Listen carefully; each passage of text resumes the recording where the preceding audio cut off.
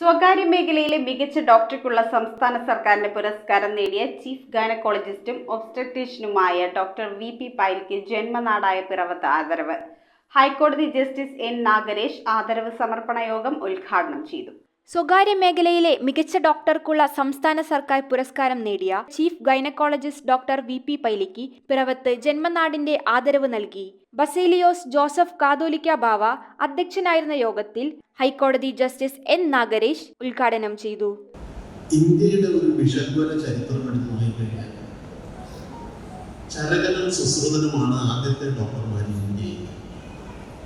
ഈ ചരകനെ പറ്റി പറയുന്നത്, അദ്ദേഹത്തിന്റെ ചരകന്റെ ജീവിതചരിത്രത്തെ പറ്റി പറയുന്നത്, ചരകൻ തന്റെ ശിഷ്യന്മാരുമായിട്ട് എല്ലാ ദിവസവും രാവിലെ 6 മണിയാകുമ്പോൾ ഗ്രാമങ്ങളിലേക്ക് ഇറങ്ങിപ്പോകും. അവിടെ ചെന്ന് ഓരോ വീട്ടിലും പോയി അവിടെ അസുഖമുള്ള ആരെങ്കിലും ഉണ്ടോ എന്ന് നോക്കി അങ്ങോട്ട് ചികിത്സിക്കും. ഇനി അസുഖമില്ലെങ്കിൽ പോലും അസുഖം വരാതിരിക്കാനുള്ള സാഹചര്യങ്ങൾ ആ വീട്ടിലുണ്ടോ, അവിടെ എവിടെയെങ്കിലും വെള്ളം കെട്ടിക്കിടക്കുന്നുണ്ടോ, കൊതുക് വളരുന്നുണ്ടോ എന്ന് നോക്കും. ഉണ്ടെങ്കിൽ അവരോട് പറയും ഈ ഹൈജീൻ മെയിൻറ്റെയിൻ ചെയ്യണം. അങ്ങനെ വൈകുന്നേരം വരെ ആ ഗ്രാമത്തിലുള്ള എല്ലാ വീടുകളിലും പോയതിനു ശേഷം തിരിച്ചു പോകും. അടുത്ത ദിവസം അടുത്ത മലയിലാണ്, അടുത്ത ഗ്രാമത്തിലേക്ക് പോകും. ഈ തരത്തിലുള്ള ഒരു വിഷഗ്വര പാരമ്പര്യം ഉണ്ടായിരുന്ന ഒരു രാജ്യമാണ് അത്രമേൽ ഭാരതം, നമ്മുടെ രാജ്യം ആദരിക്കുവാൻ എന്തുകൊണ്ടും തന്നതായിട്ടുള്ള കോൺട്രിബ്യൂഷൻ തൻ്റെ സേവന രംഗത്ത് ചെയ്തിട്ടുള്ള ഒരു ബഹുമാന്യനായ മനുഷ്യസ്നേഹിയായ നല്ല ഒരു വ്യക്തിയാണ് ഡോക്ടർ വി.പി. പൈലി. അദ്ദേഹത്തിൻ്റെ തന്നെ പേരിൽ ഗൈനക്കോളജി വിഭാഗത്തിൽ അറിയപ്പെടുന്ന ധാരാളം നൂതന രീതികൾ അദ്ദേഹവുമായിട്ട് തുടങ്ങിയത് അദ്ദേഹത്തിൻ്റെ പേരിൽ തന്നെ ലോകം മുഴുവൻ അറിയപ്പെടുന്നു എന്നുള്ളത് തന്നെ അദ്ദേഹത്തെ ലോകശ്രദ്ധ ആകർഷിക്കുന്ന നിലയിലുള്ളതായ അംഗീകാരത്തിന് യോഗ്യനാണ് എന്ന് തന്നെയാണ് എനിക്ക് തോന്നുന്നത്. എം.എൽ.എ. അനൂപ് ജേക്കബ് മുഖ്യപ്രഭാഷണം നടത്തി.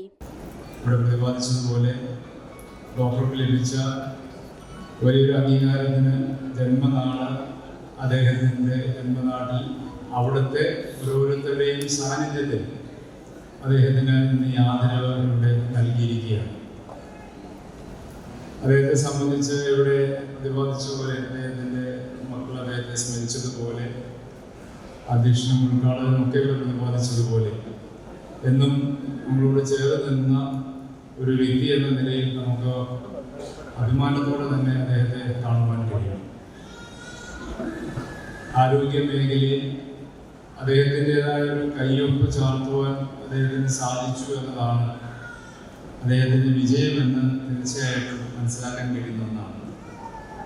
വളരെ വ്യക്തിബന്ധം ഇവിടെ ഡോക്ടറുമായി വെച്ചു പുലർത്തുവാൻ കഴിഞ്ഞു എന്നത് സന്തോഷത്തോടെ ഈ സന്ദർഭത്തിൽ പറയട്ടെ.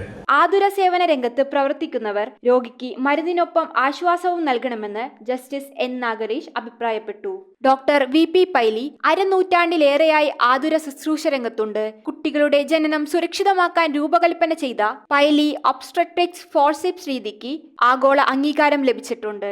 15 മിനിറ്റിനുള്ള ശസ്ത്രക്രിയ പൂർത്തിയാക്കുന്ന ക്രാഷ് സിസേറിയൻ ഡെലിവറി പ്രോട്ടോകോൾ നടപ്പിലാക്കിയതും ഡോക്ടറുടെ നേട്ടമാണ്.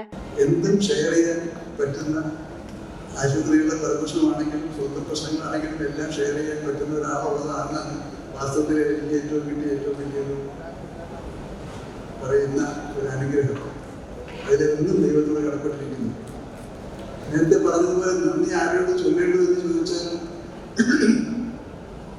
നമുക്ക് ജന്മം തന്ന മൺമറഞ്ഞു പോയ മാതാപിതാക്കളാണോ, എന്നെ ചെറുപ്പകാലം മുതലേ സ്നേഹത്തോടും ബഹുമാനത്തോടും കൊണ്ടുവരുന്ന എൻ്റെ നാട്ടുകാരോടാണോ? ഈ കക്കാട് സ്കൂൾ തുടങ്ങി MKM school, high school, Maharajas college, Kottayam medical college, Kozhikode medical college, ഇങ്ങനെ എല്ലാ വിദ്യാഭ്യാസ സ്ഥാപനങ്ങളിൽ നിന്നും എനിക്ക് പ്രചോദനം തന്ന എൻ്റെ അധ്യാപകരോടാണ്. 22 ആഴ്ചയായ ശിശുക്കളെ വിജയകരമായി രക്ഷപ്പെടുത്തിയ ചരിത്രവും ഡോക്ടർക്ക് സ്വന്തം. Society of vaginal surgeon of India ദേശീയ പ്രസിഡന്റാണ്. Kerala federation of obstetric and gynaecologic പ്രസിഡന്റും confidential review of maternal death സംസ്ഥാന കോർഡിനേറ്ററുമായും പ്രവർത്തിച്ചു. News bureau, Piravom.